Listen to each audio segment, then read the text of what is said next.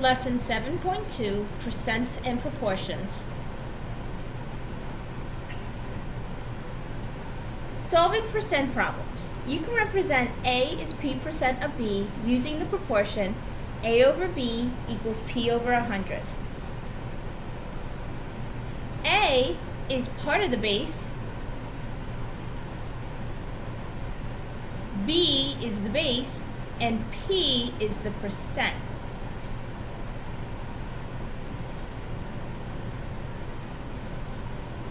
For example 1, find a percent. What percent of 9 is 5? First thing I like to do is I like to identify the three parts, the A, the P percent, and the B. So obviously when it says what percent, that's your P percent. Now, something that you need to remember is after the word of, that number 9 is your base. So anytime after the word of, it's your base. That means that 5 is obviously A. So substitute in 5 for A, 9 for B.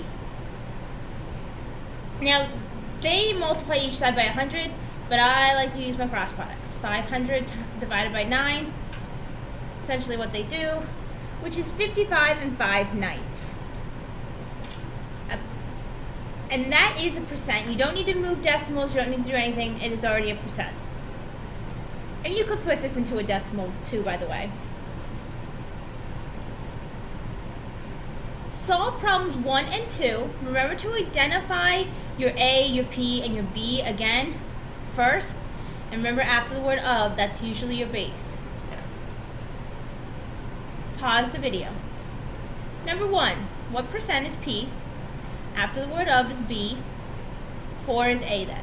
So substitute in what I know. Cross products, 400 divided by 28. 14 and 2/7. Again, if you had a decimal, which is fine, it would have been about 14.29%, something like that. Number 2, what percent? There's your P. After the word of is base.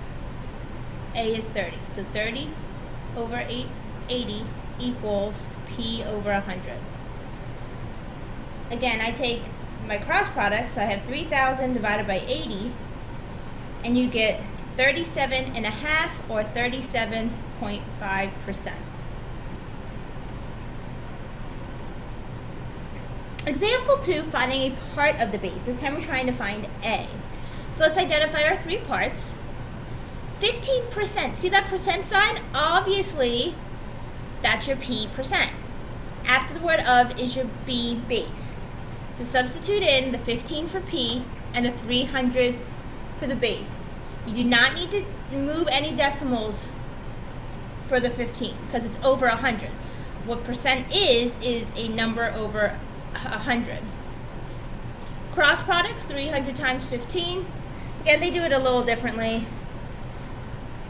I would have taken 300 times 15, which is 4,500, and divided by 100. You still get the same answer of 45. 45 is 15% of 300.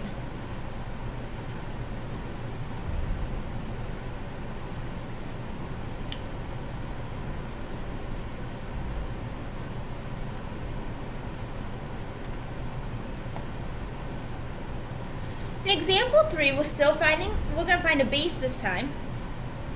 You receive 189 votes, or 45%. Obviously 45 is your P percent. Of, there's that word of, the votes in the student council election, how many students voted? Of the votes in the student council election, that's your base. Okay, there's that word of right after it's your base. That means 189 is A. Substitute in what you know. Use cross products. 18,900 divided by 45 is 420. So 420 students voted in the election, and you received 189 of their votes.